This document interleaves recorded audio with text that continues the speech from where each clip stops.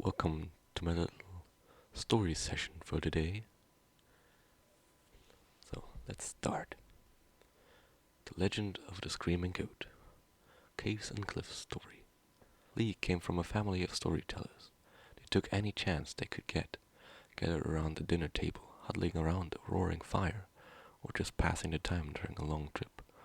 All the stories had some truth to them, but after being passed down from generation to generation, it was only natural for some details to be lost and others embellished. But one story never changed. Several centuries ago, one of Lee's ancestors had been trekking across a mountain ridge. Lost and hungry, the ancestor was ready to give up as the sun started to set. All of a sudden, a sound rang out across the snowy peaks. The piercing scream was like a second wind for the ancestor, who used the last of their energy to climb to the top, even if it was the last thing they saw they needed to find the source. It was a goat. The majestic beast lifted its head to the skies and let out another guttural scream. The ancestor was so entranced that they didn't notice the goat taking charge until it was too late. The goat rammed its mighty head into the ancestor, causing them to fly off the mountain. As the ancestor fell, they too let out a scream, but that scream wasn't their own. It sounded just like the goat's.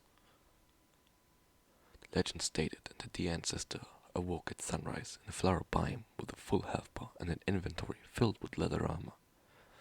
Lee didn't know how much of that part was true, but for centuries the family had taught their children that screaming goats brought good fortune. This was the origin of the family business, who would go forth to craft the finest leather armor in the entire overworld. Decades passed without a screaming goat sighting, which some people believed to be the reason that the family business had started to wane.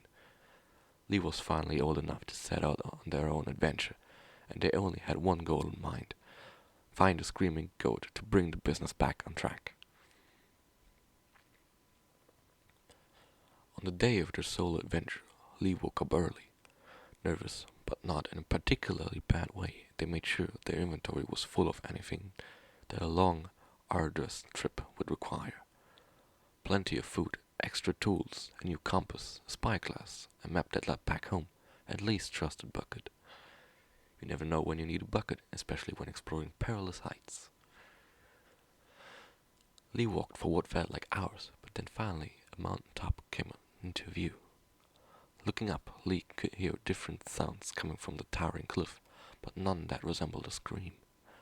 However, a familiar hissing sound was growing louder and louder, which urged Lee to start climbing. Soon enough, snow started to fall, and Lee could feel the cold in their bones. Before the sun set, Lee dug shelter into the side of a mountain to keep hostiles out. They made sure to add window for peeking and natural light, and an automatic iron door for easy access and extra flair. Lee continued to explore the mountain range for a few days. Next to the shelter, they set up camp, putting out a crafting table, a few cauldrons, and a composter. They even built a little perch where they could watch over the mountain in peace. The first goat that Lee spotted took the breath away, like a cloud with legs that moved much faster than expected, which was dully noted by Lee. Through the spyglass, Lee watched as goats playfully roamed the ridge, jumping up and down, climbing impossibly steep angles, and ramming other mobs with glee. Lee noted that everyone was a target, except for Shulkus and the other goats. They were really fascinating creatures to study. As time passed, Lee started observing all the mobs that roamed the mountain. Cows lumbered, zombies stalked, baby zombies stalked adorably. Lee recorded it all. When Lee's food inventory started running low, they ventured out and managed to milk a goat. Even though Lee was happy for the milk that filled their bucket, they couldn't help but feel a little disappointed when the goat didn't so much as bleat.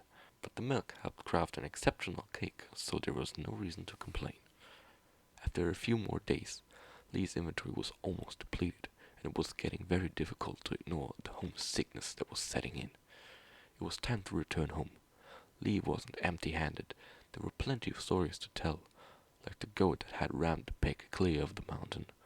Lee would never forget it, like a pink balloon soaring through the sky, oinking through the air. Majestic. Cheered by the memory, Lee prepared to leave as soon as the sun rose. What items could be left behind?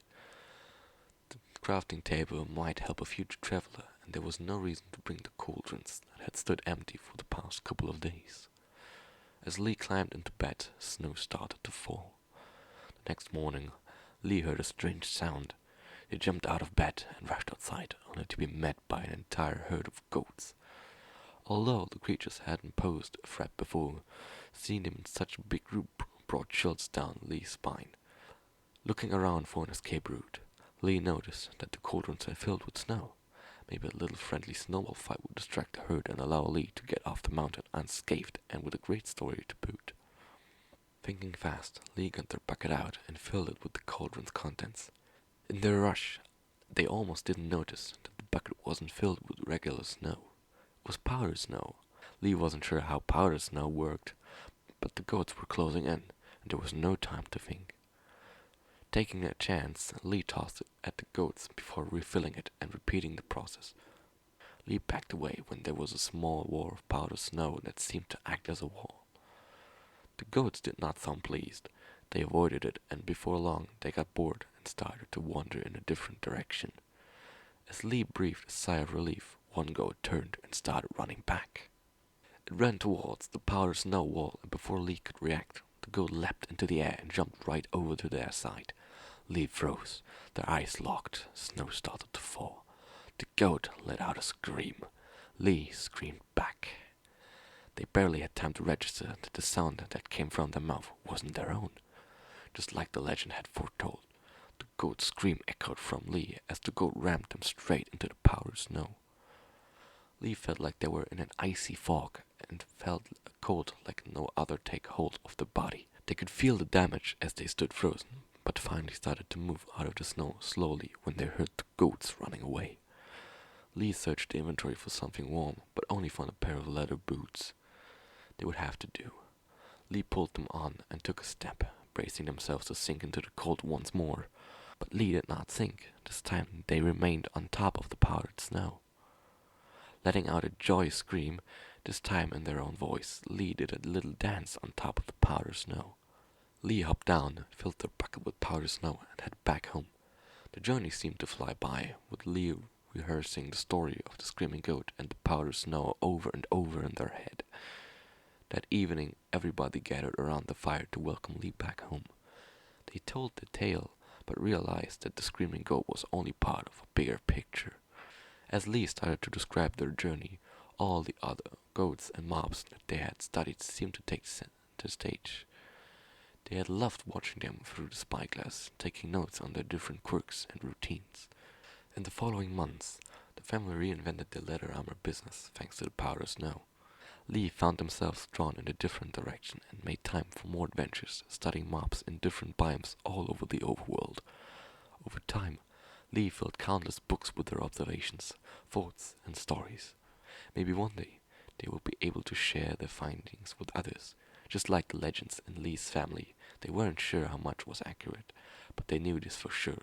If a goat screams at you, all you can do is scream right back. That's the end. Thank you for listening. I hope you have a nice day. Bye.